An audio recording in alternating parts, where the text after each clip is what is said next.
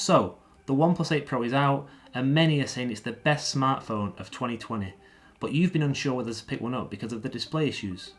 In this video, I'll be comparing not one, not two, but three OnePlus 8 Pros with three different manufacture dates. Can we finally get to the bottom of these issues?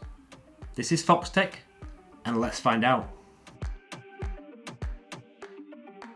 These were bought from three separate manufacturers, from OnePlus directly, from Amazon UK, and from John Lewis.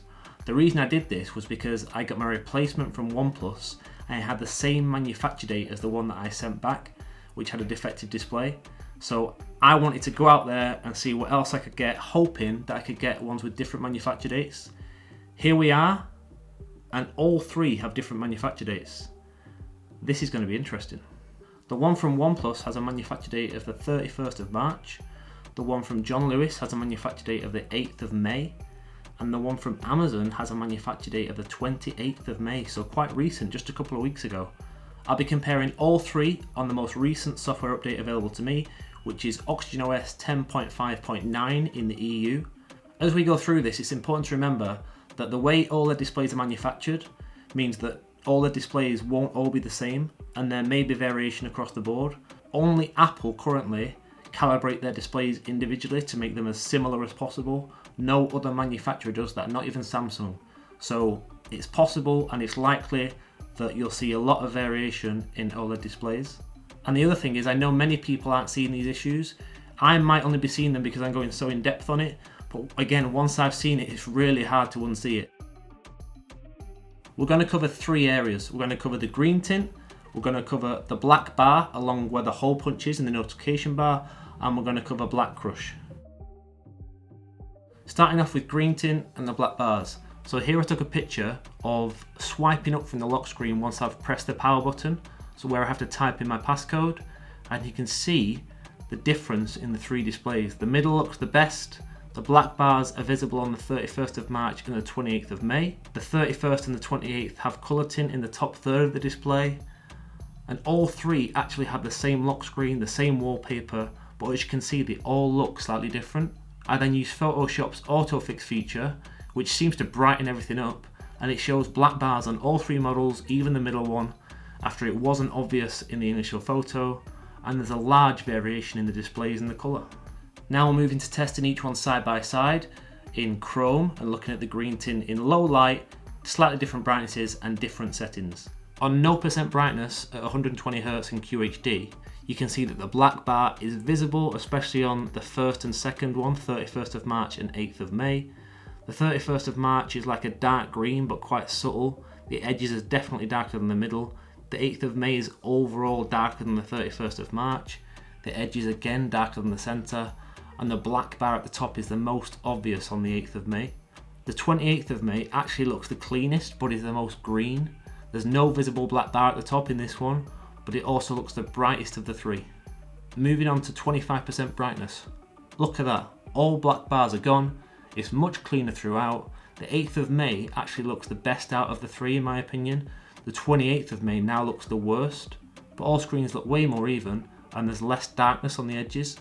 For the rest of these tests now, we're not going to show 25% brightness and above, because I've seen that when you get over 25% brightness, all of the screens even out, you can't see the black bars, you can't really see black crush, and things look a lot better when you get above that brightness level.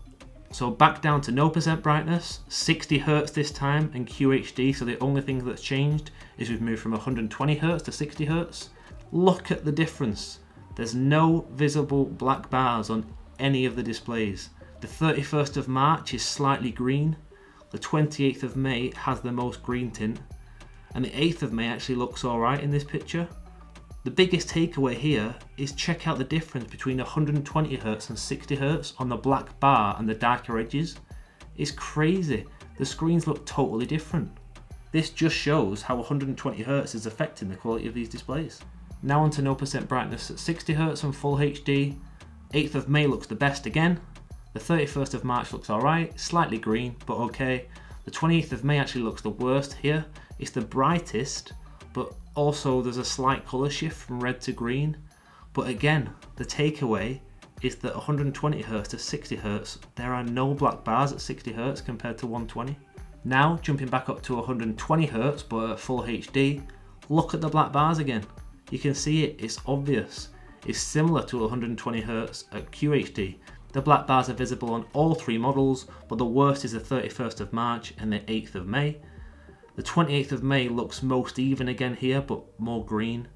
And the edges again are darker on the 31st of March and especially on the 8th of May.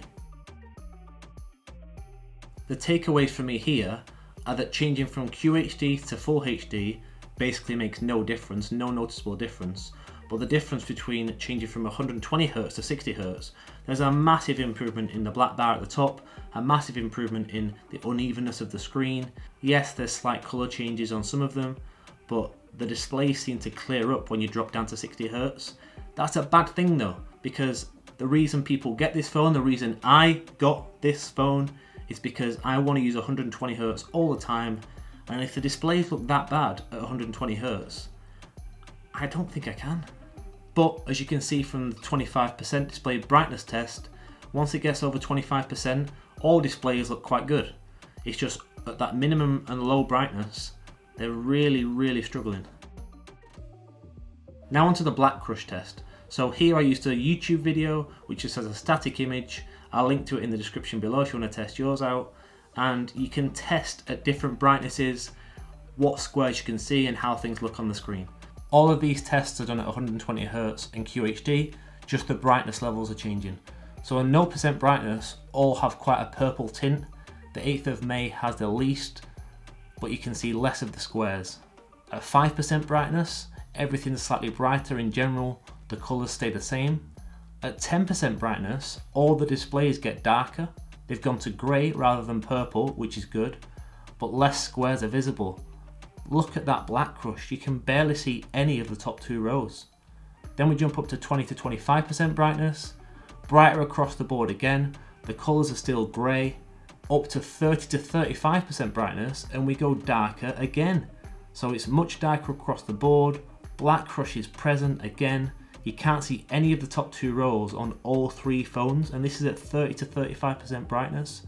So you can see that at different brightness levels it dips in and out of how the screen looks.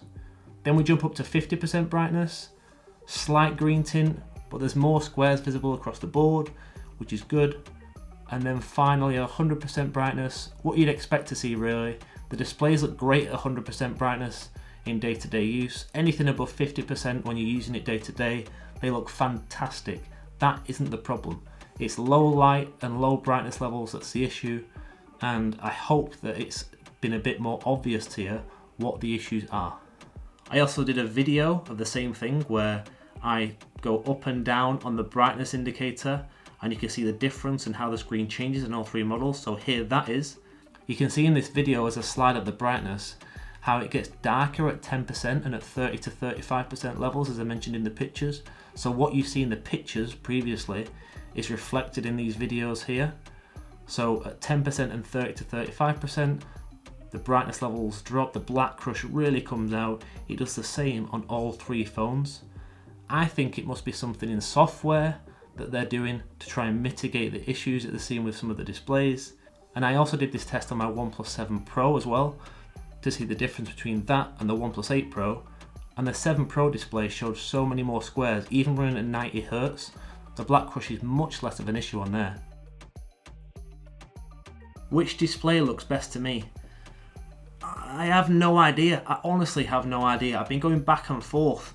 Before I went into these tests, I actually thought that the 28th of May phone looked the best because at minimum brightness there's no black bar and the screen looked a lot more even, no dark edges. So I initially thought that was the better one, but after going through all these tests, honestly, they're all kind of bad. This 28th of May one looks the best at minimum brightness on the first setting, but as you get through all the settings, the 8th of May actually stands out to me as probably the best one. Initially, I thought that was one of the worst ones. So it's a toss-up. It's not good. Yes, OLED displays across the board, the way they're manufactured, can all be different, but the calibration seems to be slightly off here. Like I've said, above 35-40% brightness, the screens are amazing. I love it. I love this phone. This is why I hate having to say that I'm going to return all 3. I can't use them as they stand. The displays put me off, and that's the only thing. Can this be fixed in hardware or software? I don't know. They've brought out multiple software updates and nothing's fixed yet, so I honestly don't know. But I don't think you should buy a phone where future software updates are promised to fix issues that are currently in the device. So make your own decisions from that. Hardware, software, it's a debate back and forth, but this is where it currently stands. I love everything else about the phone. The software, the cameras, the speakers, the 120 Hertz. It's just the colours and the black bars and everything that comes in the display at low brightness. I can't use this as a daily driver. What should you do? It's up to you. I'm giving you the information from what I've seen, from what I've tested, and from what I've experienced. It's basically your decision at the end of the day. All I've done is put the information in front of you. I'm not saying that all people will have these issues. I'm not saying that all phones will have these issues, but the 5 phones that I've had so far have all had the same issues to different degrees. So I'm going to be keeping my OnePlus 7 Pro and getting rid of these 3. Yeah, so there you go. I'm sorry that I couldn't bring better news. Trust me, I wanted all these displays to be great. I wanted at least one of them to be perfect so I could keep it and use it as my phone for the rest of the year. But I just can't do it. I can't do it for the price they're asking. I can't put up with these issues. I hope it helped. It took a while for me to do all these tests and get all the information together, and obviously a lot of money on these 3 phones, which I'll be sending back. If you like what you saw, smash a like and subscribe if you want to see more from me. And get in the description below, please let me know if you've had a good display on one of these phones, or if you've had similar issues to me. Not good, really, is it? Not good. Thanks for watching. This was Fox Tech, and I'll catch you in the next one.